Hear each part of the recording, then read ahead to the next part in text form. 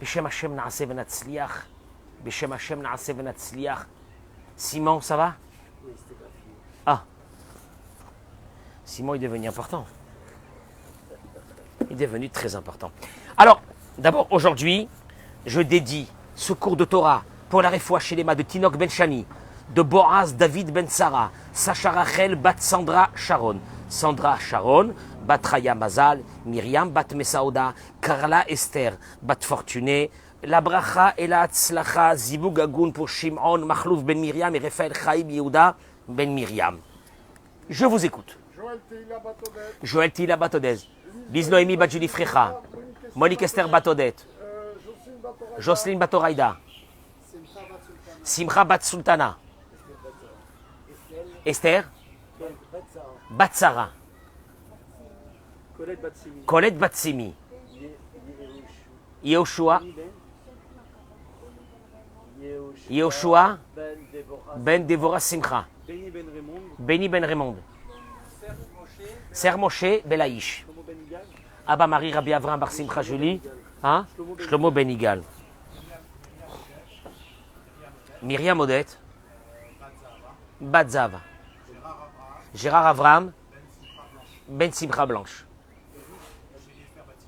Chélie Esther Batsipora, Rachmouna Bat Léa. Comment? Elvis Ben Avraham Avinu. C'est pas Elvis Presley. Non, c'est Elvis. Alors, messieurs, Toda Rabba d'être là ce matin. Brouchim Abbaïm. Mes amis sur les réseaux sociaux, je vous demande de partager ce cours parce qu'il est énorme. Avec l'aide de Dieu, vous allez le voir, il est énorme. Je crois qu'un couple qui va écouter ce cours et qui va le réécouter, allez, 50% des problèmes de couple auront disparu. Je précise que dans un couple, il n'y a pas le méchant et la gentille, ou le gentil et la méchante. Il y a deux personnes qui ne savent pas comment ça fonctionne. Cette méconnaissance du fonctionnement a causé 80% des divorces. Pas jusqu'à 100%, parce qu'il y a 20% que c'est autre chose. Mais, alors, j'ai ouï dire que Rav Cohen est pro-féminin, il tape sur les hommes à tout va. C'est vrai ça? C'est vrai ça? T'as pas honte, Franck? Ah, ces Algériens là.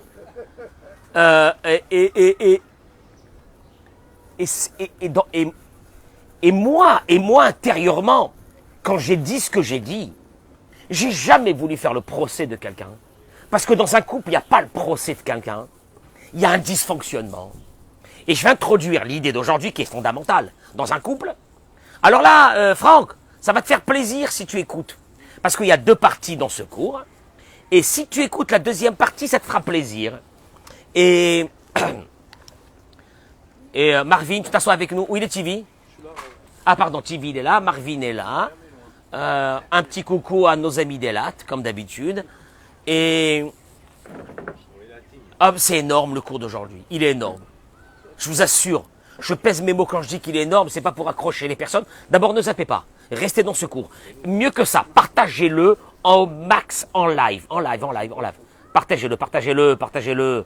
Je vous en prie, partagez-le. Partagez-le parce qu'en partageant, vous sauvez encore un couple. Alors partagez-le. Ça va vous donner encore des mérites. Bezrat Hashem, bracha v'atzlacha. Mettez-moi les noms des malades. Parce que c'est un cours de Torah d'un haut niveau. Et je vais avoir le courage aujourd'hui de dire des choses que beaucoup de rabbins n'osent pas. C'est où je suis un peu fou, où j'ai une communauté tellement exceptionnelle qui me donne cette force de dire ce que je dis. Je sais pas. Alors, j'introduis cette idée par... ok, hier on a expliqué que Moshe va mourir dans quelques jours et que Dieu va lui demander de nommer Josué. Yehoshua. Et là, il lui dit, Venatata mehodecha alav. C'est énorme. Dieu lui dit à Moshe, s'il te plaît Moshe, pour introniser Josué et lui donner la force de diriger le peuple d'Israël, je te demande, Venatata, tu mettras de ta splendeur sur lui, afin que toute l'assemblée d'Israël l'écoute. Tu mettras de ta splendeur. Hachnoa. C'est quoi ces mots? Eric, c'est quoi ces mots? Je mets de ma splendeur sur toi. Hein? Qu'est-ce que c'est? Mais qu'est-ce que d'abord, c'est quoi cette définition? Tu mettras de ta splendeur sur toi. La Gemara, dans ma Sechet Baba Batra, elle ramène cette définition. Mais elle va nous amener très loin, cette définition. Venatata meodecha alav, page Aïn et Amoudalef. Dans ma Sechet Baba Batra, dans le Pérec tellement connu à Mocheret Asefina, celui qui vend le bateau. Bon, ça n'a rien à voir. La Gemara dit, Venatata meodecha alav, tu mettras de ta splendeur, de ta majesté sur lui, Velo kol hodecha, mais pas toute ta splendeur. Tu mettras une partie de ta splendeur sur lui, mais pas toute ta splendeur. J'ai rien compris. Et là, la Gemara dit que Zekenim, chez Beoto Ador Amrou, les anciens de cette génération, quand ils ont vu ça, ils ont dit Pene Moshe, ke pene Chama, pene Yoshua, ke pene Levana. Le visage de Moshe, la puissance de Moshe, c'est la puissance du soleil. Et la puissance de Josué, c'est la puissance de la lune. Et à ce moment-là, ils ont dit Oila leota boucha, oila leota kelima. Quelle honte et quelle disgrâce. Ils n'étaient pas très contents. Traduction des mots, ça veut dire quoi? Il ramène ici. Vous remarquez que sans hésitation, je prends mes livres. Ceux qui demandent que j'ai dû préparer. Merci. C'est pour le respect des auditeurs de ce cours de Torah, vous et ceux qui nous écoutent, qui ne pensent pas que je viens le matin, spontanément, que je balance des idées. C'est qu'il y a une grosse préparation qui a été faite avant de parler. L'un de nos grands maîtres, Raphaïm de Vologine, il dit la chose suivante. Il dit, Akavana, basé, qu'est-ce que ça veut dire ça? Moshe, c'est le soleil et Josué, c'est la lune. Traduction, il lui a dit, Dieu à Moshe, comme toi tu es le soleil, tu devrais éclairer, tu ne peux pas éclairer la lune comme le soleil, mais tu éclaireras une partie de ta majesté, de ta puissance sur cette lune qui s'appelle Josué. Il dit le Raphaïm de Vologine, Akavana basé, Dargato Agvoa shel Moshe aita bechamad godel shoresh nishmato. Très important ce que je vais dire maintenant. La racine de l'âme de Moshe était d'une puissance et d'une grandeur qui n'existait pas dans le monde. D'ailleurs, quand Moshe est né, la maison s'est remplie de quoi? De lumière. Ou Mitrila Darko, et depuis le début, il a été programmé pour être le père des prophètes. Il a été programmé pour être le libérateur du peuple d'Israël. Il a été programmé pour être celui qui va nous donner la Torah. C'est inné, c'est de naissance. Et d'ailleurs, il dit que l'âme de Moshe venait directement de dessous le trône céleste. C'est des mots qu'on ne peut même pas comprendre qu'est-ce que ça veut dire. Moshe Rabbeinu n'a pas eu besoin de travailler pour arriver à son niveau qu'il est arrivé. C'est une âme, une neshama spéciale qui est venue dans ce monde. Un soleil. Omnam, mais Yoshua, il a eu besoin de beaucoup travailler pour capter cette lumière-là. Et là, c'est ce que les anciens ils ont dit dans le Talmud. Moshe Kechama, Moshe était un soleil et Yoshua était une lune. Achiluka merkazi ben achama la levana. La différence fondamentale entre le soleil et la lune, elle est laquelle? Hein? Le soleil a une lumière personnelle. Et la lune? La lune est sombre. La lune, elle est sombre. C'est juste que Dieu a mis l'axe de la lune sur celle du soleil pour qu'il puisse capter la lumière du soleil. Mais la lune est une planète complètement noire, mais sombre, que tu peux même pas t'imaginer. Tu entends? Alors que le soleil, il a besoin de lumière de personne, puisque lui-même, il produit cette lumière. Moshe, Dieu a fait que Moshe n'avait pas besoin de recevoir de la lumière de quelqu'un. De lui-même, cette lumière sortait comme un soleil. Aval Yoshua, kol kochoshi yanak mi Moshe Rabbeinu. Mais Yoshua, toute lumière qu'il a captée de son maître Moshe, Amal Veyaga, il s'est tué et il s'est fatigué. Lishov et Aor Agadol chez Moshe. Pour prendre cette lumière. Pourquoi je vous amène ça? Il y a un concept dans la Torah. Il y a des personnes qui sont des soleils. C'est leur travail que Dieu leur a donné. Ouais, ah bah si c'est un soleil, il est plus élevé que moi. Non. Il y a des personnes qui sont des soleils. Et il y a des personnes qui sont quoi? Des lunes. C'est aussi leur travail que Dieu leur a donné. Je vais vous amener une réflexion qui a été faite par l'un de nos grands maîtres. Non, de nos maîtres, qui est vivant encore, un contemporain, que j'aime beaucoup, le Rav Zamir Cohen. Il est d'une sagesse, cet homme. Il est d'une sagesse, il est d'une douceur, il aime le peuple d'Israël.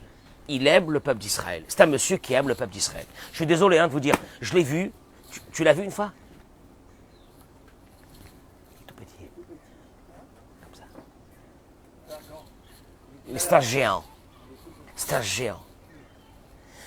Il a, hein? Tu l'as vu? Oui, voilà, ben voilà. Alors, il dit la chose suivante.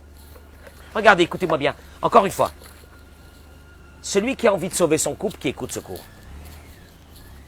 Celui qui veut prendre mon cours pour descendre.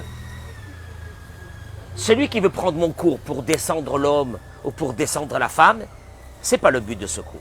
Partagez-le moi, ce cours un maximum, s'il vous plaît. Tafkid Aïcha Yehudi, il dit, le but d'un homme dans ce monde, d'un juif, de façon générale, Hilagia le matara lishma ou notsar, c'est d'arriver au but pour lequel il a été créé. Le but d'un homme dans ce monde, c'est d'arriver au but pour lequel il a été créé.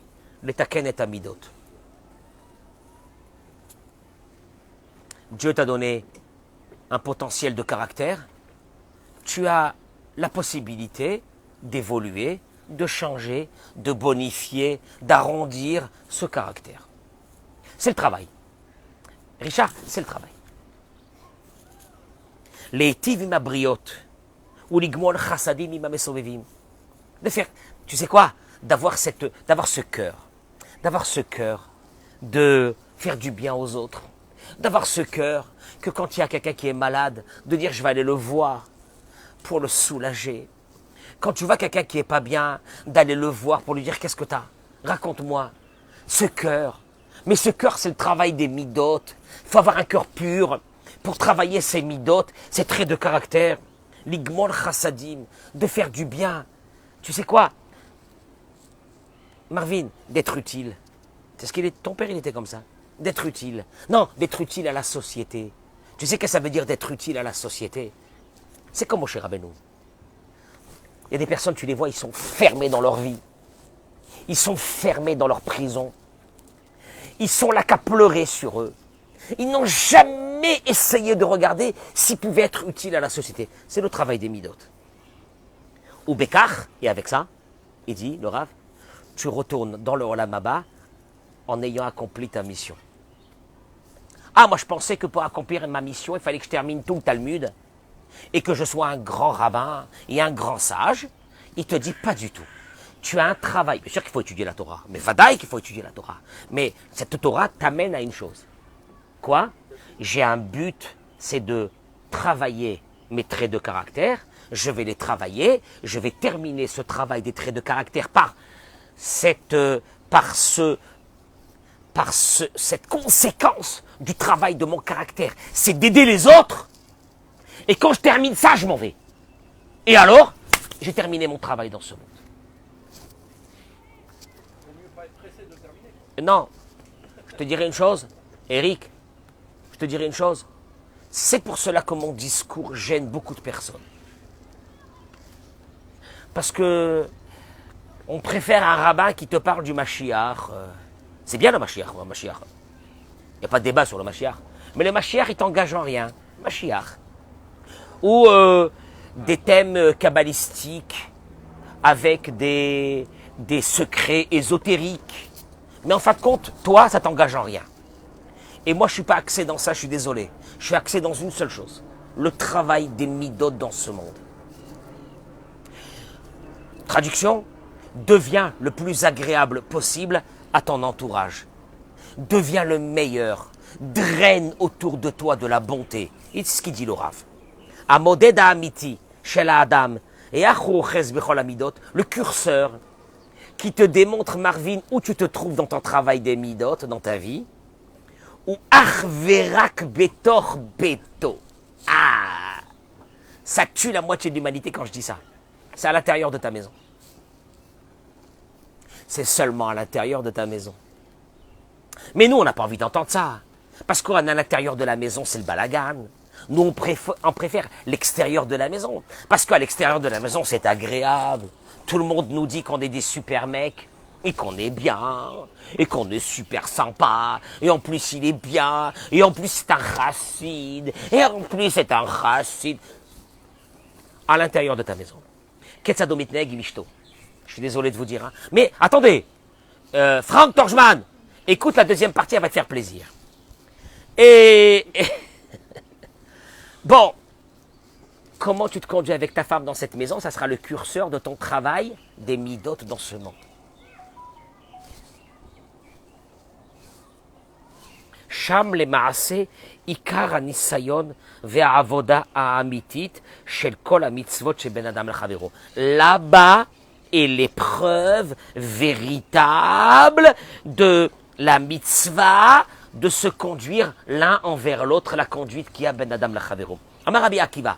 Rabbi Akiva il dit, Ve'afta l'eracha kamocha, tu aimeras ton prochain comme toi-même. Zeklal gadol batorah, c'est la base de la Torah, c'est la base de la Torah, c'est la base de la Torah. Tu aimeras ton prochain comme toi-même. Maintenant, toi, quand tu entends ces mots, tu te projettes dans un univers entre copains. Ah ben, Ve'afta l'eracha kamocha, c'est à la synagogue, c'est avec les copains, avec les amis, c'est au boulot, etc.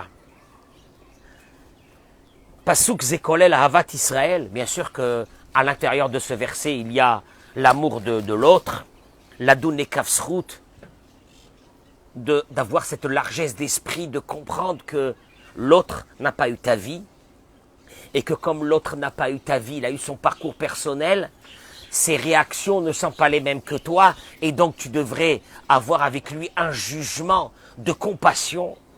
L'ergish et hacheni. Tu as une capacité de sentir l'autre. Tu sens que l'autre, ça ne va pas. Tu as une capacité de sentir cette chose-là, que l'autre, ça ne va pas.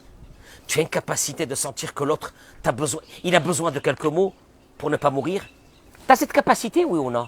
Ou tu es fermé dans ta vie, dans ton job, dans ton fric, dans ton patrimoine. L'akchiv. Tu as du temps pour écouter l'autre quand il a 2 mois à te dire que ça ne va pas dans sa vie, les saméach, de le réjouir tous les matins, l'olevazot, de le de tout le monde, en général, l'olevazot, de ne pas manquer de respect à l'autre et de le dégrader, la da'at lishtok, de savoir se taire des fois dans la vie, la avir à la midot, de laisser passer, tout ça est dans ve'ahavta l'eracha kamocha. Ah mais il te dit, Zéberosh ou Barishona. Mais par contre, Dieu te demande une chose. Elle est horrible. Le premier sur qui tu devrais voir est-ce que tu accomplis cette mitzvah qui est l'essentiel de la Torah, puisque Rabbi Akiva te l'a dit. Enfin, Rabbi Akiva lui te dit une chose, écoute-moi bien. Tu as ce qu'on appelle Ve'afta l'eracha kamocha, tu as la Torah. tu as toute la Torah, mais tu n'as pas Ve'ahavta le'arecha kamocha, qu'est-ce que tu as? Zéro. Maintenant, il te dit, le curseur de ce Ve'ahavta le'arecha kamocha, qui sont de jolis mots que je viens de dire, l'amour, l'amitié, le respect, etc. Barosh ou barishona ra'ayatra. Le premier, c'est ta femme. She'alecha le'ovota lo pachot mimma she'tavet atzmecha. Le premier, c'est ta femme. Le premier, c'est ta femme. Al-Pi Kabbalah.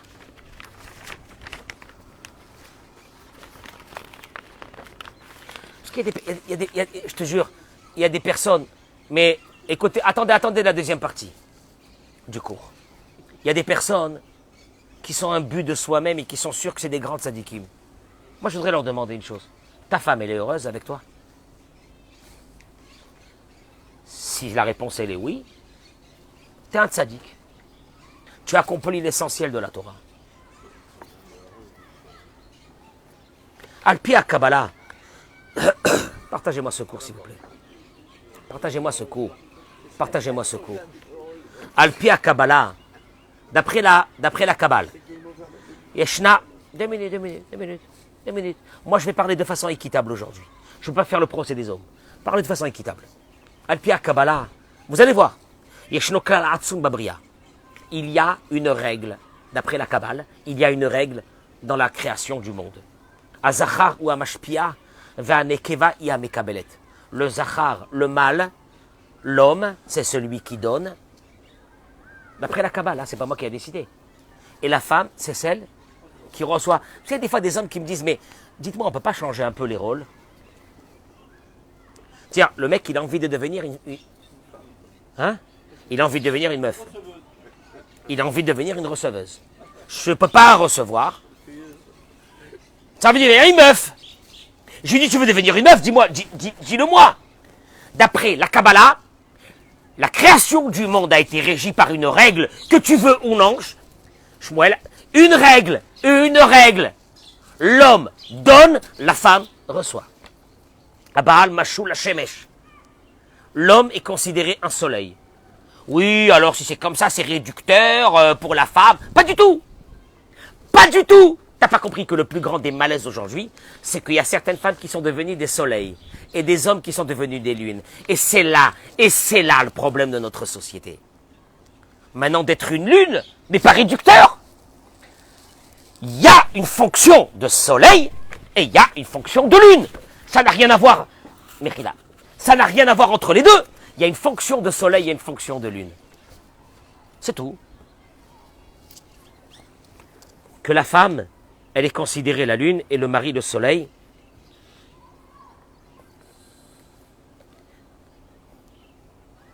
Et elle n'a aucune lumière d'elle-même. C'est le travail que Dieu a voulu d'un homme.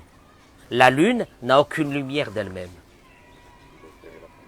Et là, chez Imeira, Mikoach Hashemesh. Richard, quand tu vois la lune, qui c'est qui éclaire la lune? C'est le soleil. Car Gamaisha, en la klum e'atzma, rak ma shemekabelet me'ba'ala.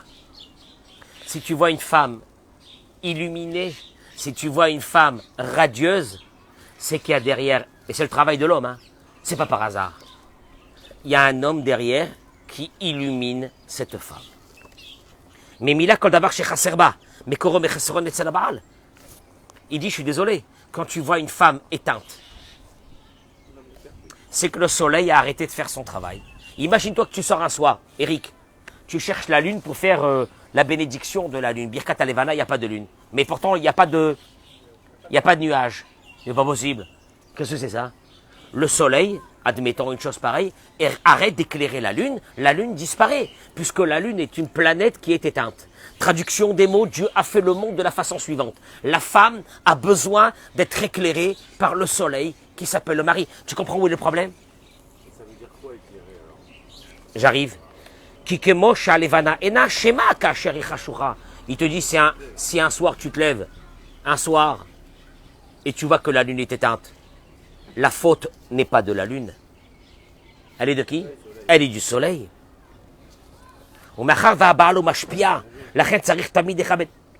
Traduction des mots. Un homme, il a un travail. On va passer après au travail de la femme, hein, 2 minutes. Un homme, mais écoutez-moi bien, le cours est partagé en deux. Parce que pour ne pas que vous dites que je suis en train de faire le procès des hommes. Alors, on écoute les deux parties.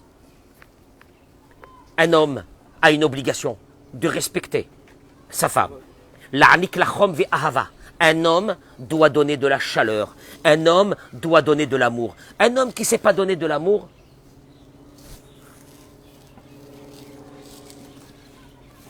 je sais pas. Vous voulez que je vous dise ma pensée à moi? C'est pas la peine qu'il se marie. C'est pas la peine, ça sert à rien. Ça sert à rien. Ça sert à rien. Ça sert à rien. Il ne sait pas donner de l'amour. Ça sert à rien de se marier. Il se marie pourquoi? Pour pondre des enfants? Pourquoi faire? Pour que ces enfants vivent dans une maison qui est malsaine? Parce qu'il y a une femme qui est éteinte? Parce qu'il y a une mère qui est éteinte? Pourquoi faire? Donc je pose une vraie question. Havana, de la compréhension que ta femme n'est pas comme toi. Ouais. Tsumatlev, de la considération. Hareshu nafal prinat nekeva. Ah ben voilà, Marvin, cet homme-là, qui ne sait pas donner ça, qui ne veut pas donner ça, qui attend au retour, il te dit, il est tombé, mais prinat nekeva. Il tombe à un niveau de ce qu'on appelle le féminin. Une femelle, le féminin. Chez les Kabel. Non, oui. Non, lui, il était là pour... Parce que sa mère, elle lui a toujours donné. Il pensait que sa femme allait toujours lui donner. Il n'a pas compris. Il n'a pas compris que c'était quoi être un homme.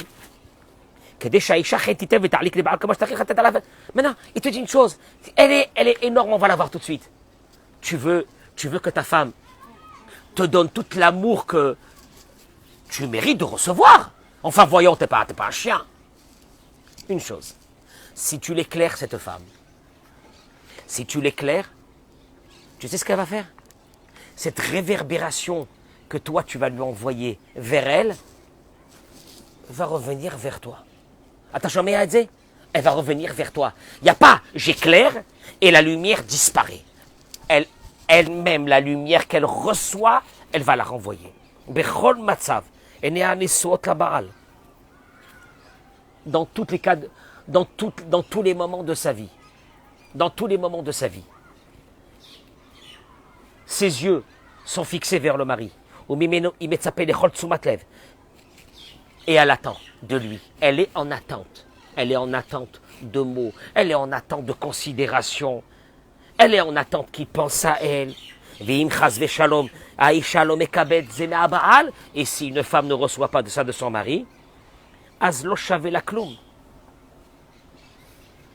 il ramène ici qu'un des grands raves, quand un jour il a fait une très grande conférence, et il a dit aux femmes, auprès des femmes, il leur a dit, quelle est la chose qu'elles attendent de leur mari pour les rendre heureuses? Une robe tous les jours, un ensemble, une robe tous les jours, un sac à main tous les jours, un bijou tous les jours.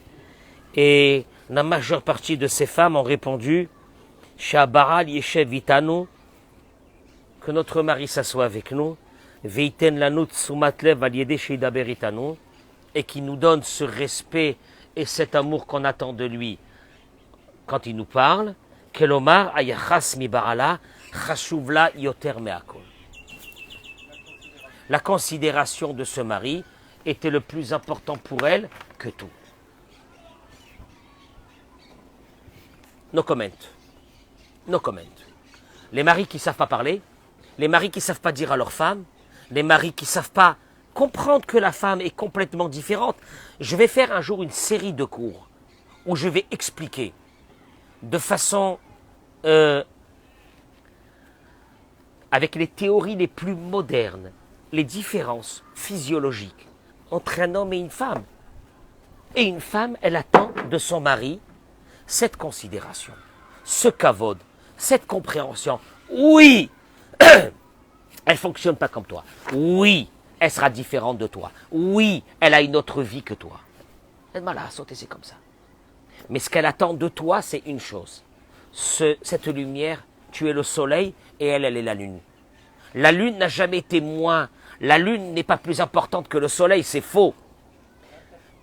La lune gère la moitié du monde. Si la lune disparaissait, le monde, tu sais bien que les mers et les marées, fonctionne. Tu sais, c'est énorme. Ça veut dire que tu enlèves la lune et le monde disparaît.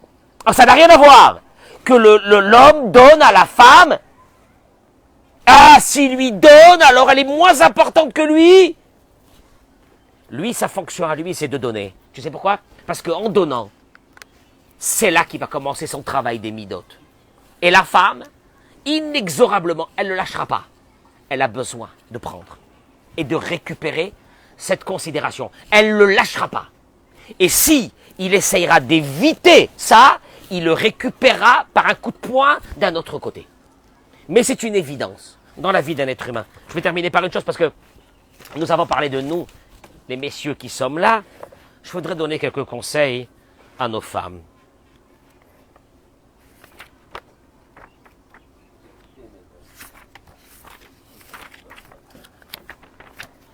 L'un de nos grands maîtres, le Maïmonide, pour ne citer que lui. Un beau matin, il se lève, il écrit.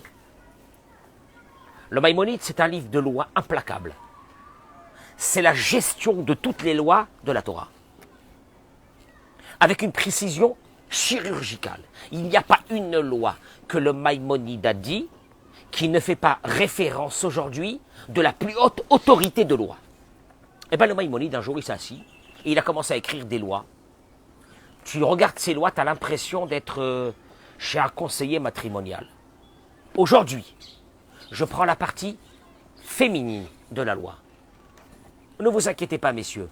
Je reprendrai bientôt la partie pour les hommes qui a été donnée dans cette loi. Mais même le Maïmonide n'est pas passé outre.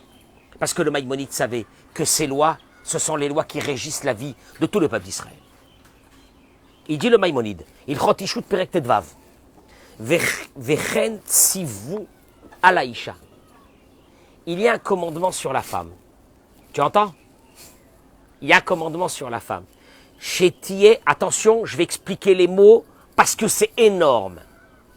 Chétier mechabedet et baala beyoter midai. Qui c'est qui parle hébreu ici? Chétier mechabedet. Non. Qu'elle doit honorer son mari beyoter midai. Plus que, hein?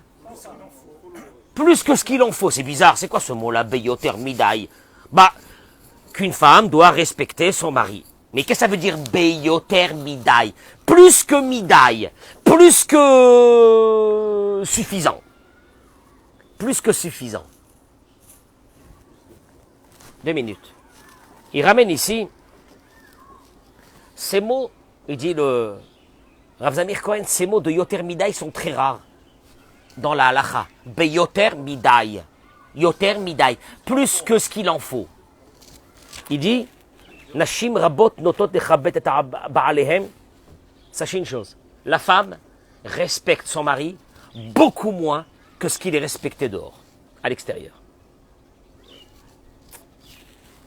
Pourquoi?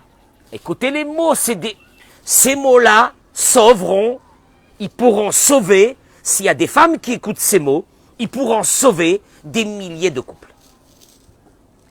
Parce que ces femmes disent, la femme elle a le émet, elle dit, Bachutz, à l'extérieur, on respecte mon mari, on exagère sur le respect qu'on lui donne. Moi, écoutez-moi les mots, moi, Ani Mikira Oto, je le connais, qui il est. Et ça suffit. Dailo, Bema Shemekabel. Ça suffit ce que je lui donne. Contre cette idée féminine, le Maïmonide est venu, il t'a dit, toi tu veux dire Daï, ça suffit. Ce que moi je le respecte parce que moi je connais qui il est. Et son mytho, il le fait dehors. Et c'est pour ça que dehors on le respecte. Mais moi à la maison, je sais qui il est. Le Maïmonide te dit, Shetiye mechabedet et baala beyoter midai. Elle doit le respecter. Elle doit lui donner ce kavod à l'intérieur de la maison. Plus que midai. Plus que ce qui est suffisant que je le respecte. C'est un concept. Elle veut le respecter combien? Dai. Ça suffit ce que je le respecte. Et la Torah, elle te demande beyoter midai. Plus que ce dai là. Plus que cette suffisance que tu as de le respecter. Yesh le tzayen. Il dit, Shadavar yachid otodoresh Rambam. La seule chose que le Maïmonide va demander à l'homme et à la femme, parce que là aujourd'hui j'aborde la partie féminine du Maïmonide, c'est une chose, le respect entre ce couple-là. Ena kavanakan. Alors il te dit, Shechen, yachas shel kavod adadi, omed bebassis atzorech nafshi. Le besoin d'être respecté fait partie. Il y a beaucoup de femmes qui ne le savent pas. Des besoins fondamentaux de l'âme d'un être humain. Que ton mari soit comme il est. Il a un besoin qui est fondamental dans son âme. Tu veux sa mort? Enlève-lui ce besoin. Lequel? D'être respecté. Ve'apgi'abo inagoralit mamash. Et que la dégradation de ce respect, elle est tu détruis, tu es en train de détruire la fondation sur laquelle ton couple était. Tu entends ce que je te dis? Parce que, une chose, ton mari il a un devoir de t'illuminer. Mais une chose est sûre. Un soleil, si tu lui mets une barrière, il ne peut plus t'atteindre. La première barrière qui peut casser ce soleil, c'est quand tu décides que quoi? Que ton mari, le respect que tu lui donnes à la maison, est suffisant par rapport à ce que toi tu le connais. Or, il dit le Maïmonide, une chose. S'il y a quelque chose qui fait vivre un être humain ou qui le tue, c'est ce manque de respect. Que ça soit féminin ou masculin, c'est l'homme échané. Veillez, et continue le Maïmonide et dit, veillez aleha mora mimeno. Alors, n'ayez pas peur. Et elle doit veiller à Léa, elle doit avoir sur elle Mora Mimenu. Non, non, le respect, le kavod. Traduction, il dit, en kavana, il dit le Rav. Chasvé Shalom, que le Maïmonide est en train de nous dire qu'on doit avoir la crainte de son père et de sa mère et d'avoir cette même crainte envers son mari. C'est pas ça du tout. Et là, les mabat ma'arich amevilidera kavod. Quand je te regarde, tu vois quelque chose sur mon regard? Ce respect, cet amour, cette considération. Il est dans mon regard.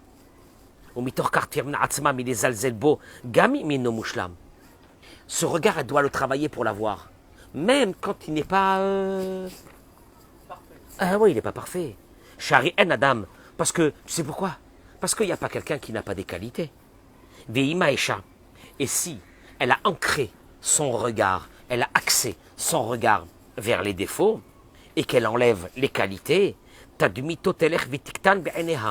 automatiquement, le problème de beaucoup de femmes, c'est que leur mari ne vaut plus rien à leurs yeux. Pourquoi? Pourquoi il ne vaut plus rien? J'étais amoureuse de lui avant. Hein? Pourquoi il ne vaut plus rien? Parce qu'à un moment donné, j'ai commencé à mettre mon regard que sur les choses qui ne vont pas de lui, mais j'ai oublié qu'il avait des qualités. C'est terrible ce que je suis en train de dire. Hein? Et donc, à un point que même, elle le repousse. Elle n'a même plus envie d'être avec lui. Et il dit le Rav Zamir, n'oubliez pas une chose, c'est que ce qu'elle va perdre, elle, est autant que ce que lui va perdre. Ne pensez pas qu'elle ne va pas perdre. La reine, Kacher et Mishtadelet, si elle a ce respect de son mari dans ses yeux, les Romains, écoute-moi bien, c'est énorme ce qu'il est en train de dire. Ce regard féminin sur nous fait vivre à nous aussi ou nous tue. De la même façon que notre regard sur notre épouse la fait vivre ou la tue. Et là, il te dit une chose. Le Maïmonide dit, quand tu lui dis, elle doit faire ce qu'il lui demande. Tiens, c'est bizarre, c'est pas féminin ça. C'est pas, on est loin du féminisme. Hein? Et, ah bah tu vas voir. Veillez be'eneha, elle doit, à ses yeux, le considérer comme un roi. Qu'est-ce que c'est encore ces trucs-là? C'était il y a 2000 ans ça. Ça n'existe plus ça aujourd'hui. Et il te dit, regardez la technique que le Maïmonide donne. Elle est énorme. Il dit, l'homme, oui, l'homme est dominant. L'homme est dominant. Pourquoi l'homme est dominant? Parce que Dieu lui a donné cette dominance pour sortir dehors et pour aller s'occuper de sa famille. Tu me suis où là? Un homme qui n'a pas cette dominance, qu'est-ce qui se passe?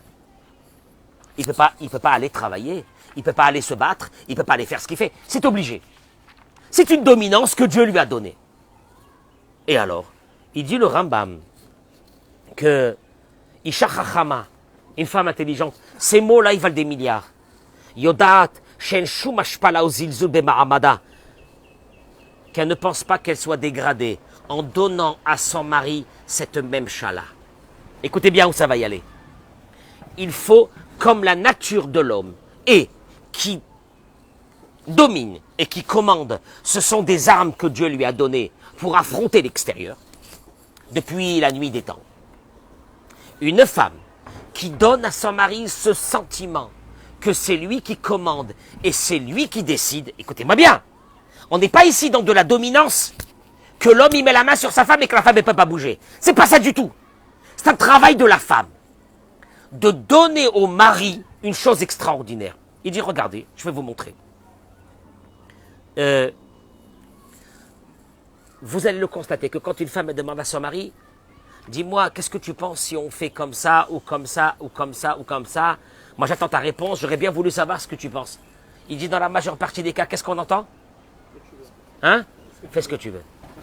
Il dit, le Rav Zamir Cohen, une femme qui sait faire ça, elle est d'une intelligence implacable.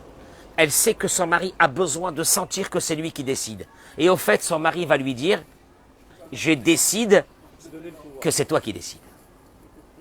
C'est fabuleux. Parce que, il dit une chose. Isha Martiva le Ba'ala. Parce qu'une femme qui a écrasé son mari, et qu'elle a tout décidé, et qu'elle a mis l'honneur et le respect de son mari de côté, et que tout doucement, il a commencé à faner, la relation d'un couple s'est terminée ici. Et tsel gever kazé, chez Margi, chez Ishto Menaelet Lotachaim, quand un homme, il se sent écrasé par le poids de sa femme, atotsaati arsanit, les chad mishnas dadim kitsonim, oshu ofer. Et là, il va se passer quelque chose. Ou, un beau matin, il se lève et il devient un homme violent pour préserver ce qui lui reste de vie, parce qu'à l'intérieur de lui, il a une dominance d'un homme. Ou bien, il quitte le couple. Il va rester, hein. Il va rester, mais il a quitté le couple. Parce que la femme a pensé qu'elle pouvait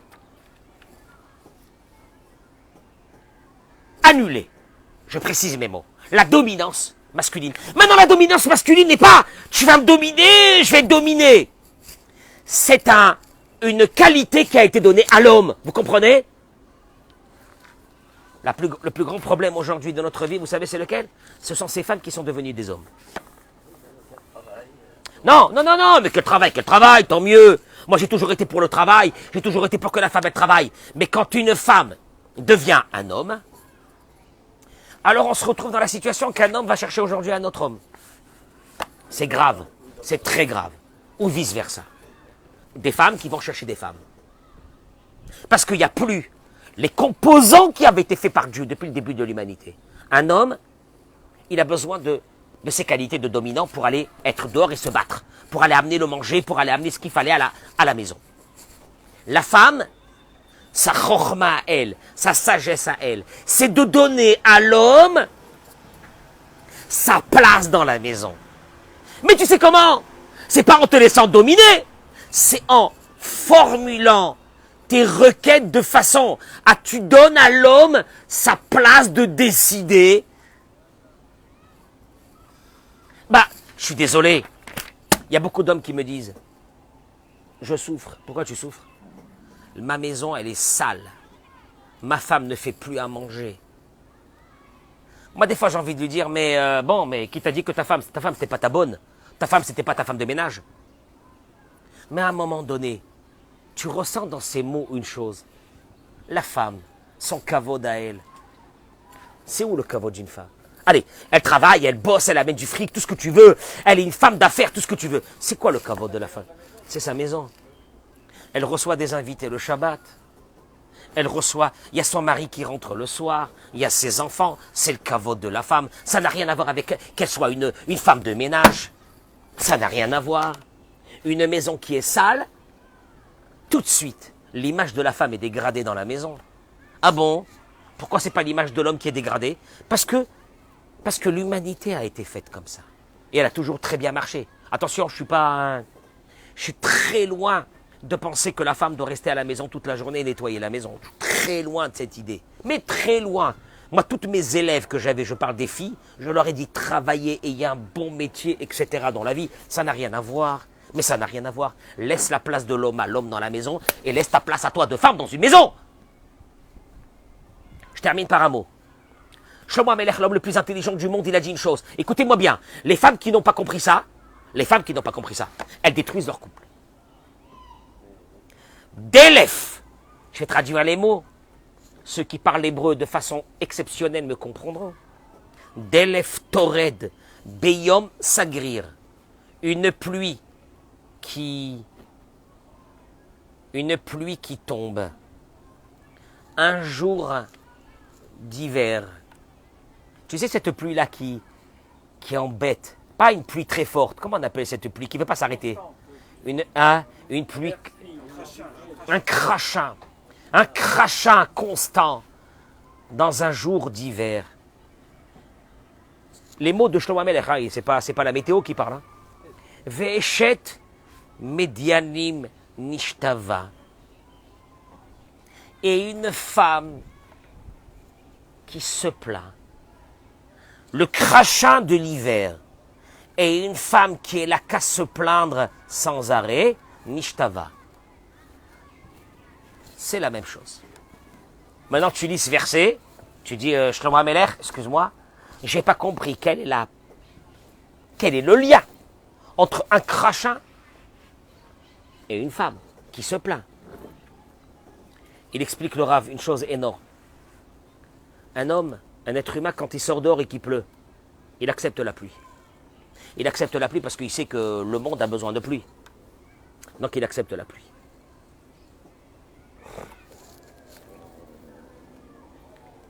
Par contre, s'il rentre chez lui à la maison et on lui dit qu'il y a une fuite d'eau qui coule là,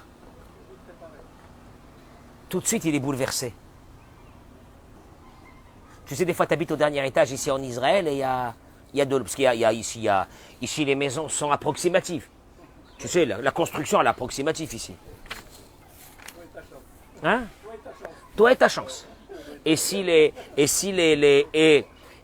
employés, ce qui arrive souvent, se disputent avec le promoteur, ils sabotent le bâtiment. C'est un concept moyen-oriental.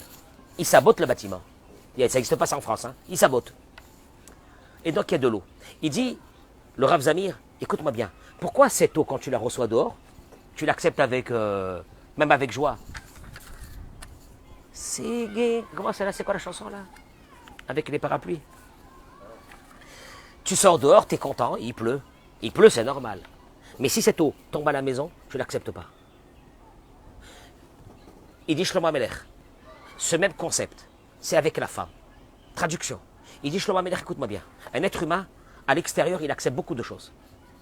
Il accepte la pluie, mais si cette eau lui coule à l'intérieur de la maison, il ne peut pas accepter. La maison, c'est un endroit où un être humain a besoin d'être tranquille, d'être bien. À l'extérieur, un homme peut recevoir des remontrances, des histoires, des cris, avec ses fournisseurs, avec son patron, avec tout ce que tu veux. Il y a une chose qu'il ne peut pas supporter. C'est que quand il rentre à l'intérieur d'une maison, qu'est-ce qu'il a besoin d'avoir? Si une femme, oui, mais elle a des choses à lui dire. Elle a des choses à lui dire. Alors, regarde. D'abord, quand un homme il rentre à la maison, il a besoin, pendant un moment, de sentir qu'il est rentré dans son havre de paix. Ce havre de paix, quand il y a la pluie dehors, à l'extérieur, il accepte. Quand c'est à l'intérieur, il ne peut pas accepter qu'il y a de l'eau qui coule. Parce que c'est son havre de paix. Il est bouleversé, il va aller vite arranger l'eau, de quel endroit elle tombe, pour essayer d'arranger ça. Il ne peut pas supporter. Tu me suis ou non? À l'extérieur, il reçoit des cris du matin jusqu'au soir. À l'intérieur, il a besoin d'avoir ce havre de paix. Tu as des choses à lui dire? Bien sûr. Il n'y a aucun problème. Mais d'abord, instaure un moment de tranquillité où il va manger, il va se reposer. Tu t'assois avec lui et tu parles. Mais si au moment où il rentre à la maison, il est agressé par... Ça veut dire qu'il y a, en fin de compte, oui, tu as le droit, mais bien sûr qu'il faut lui dire ce que tu penses. Mais bien sûr, il y a la forme, il y a la façon. Il y a qu'un homme, quand il rentre à la maison le soir, il va être tranquille. Alors, donne-lui ce moment de tranquillité avant de commencer à lui parler, mais ne l'agresse pas quand il rentre, parce que c'est épouvantable pour lui, parce que c'est le seul endroit qu'il a où être tranquille. Et qu'un homme qui n'a pas cette tranquillité à l'intérieur, il dit le Rav, je termine avec ces mots-là, il dit le Rav, voilà, il dit l'OPLE, chez Be'alim Kaele Macherim Lagia le Betam la Charsium Avoda. Vous allez voir, c'est symptomatique, ces hommes-là rentrent de plus en plus tard le soir. Et les femmes ne comprennent pas pourquoi. Ils rentrent de plus en plus tard. Le mari ne veut pas affronter ce qu'il doit affronter à l'intérieur de la maison. La maison, pour lui, c'est un havre de paix. Oui, mais à la maison, il y a des choses, il y a des soucis, il faut les arranger. Il y a la façon de le faire.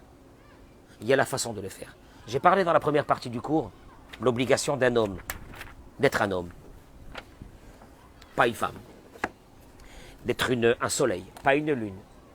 Mais de l'autre côté, si cette lune, elle met un nuage entre elle et le soleil, elle ne recevra pas la lumière. Il y a des choses qui sont propres à l'homme, il y a des choses qui sont propres à la femme. Une femme doit savoir que si elle enlève le kavod de son mari, c'est elle qui perdra. Si elle le dégrade, c'est elle qui perdra. Une femme ne peut pas dire, moi les autres à l'extérieur, ils respectent mon mari, mais moi à l'intérieur, je sais qui il est, je l'écrase. Je vais l'écraser parce que moi avec moi, il ne peut pas faire son mytho. Je sais qui il est. Parce qu'un homme, un être humain, n'importe lequel, qui est respecté, il a envie. Mais respecté, tu vois, positivement, pas respecté parce que j'ai peur de lui. Respecté positivement. Tu sais ce qu'il a envie d'être? Il a envie d'être meilleur. Alors moi je dirais à la lune qu'après avoir reçu la lumière du soleil, elle devrait commencer à penser à éclairer elle aussi le soleil. Et ça c'est une chose qui est fondamentale. Je vous remercie beaucoup. Bracha v'atzlacha, amen, Keni Ratzon.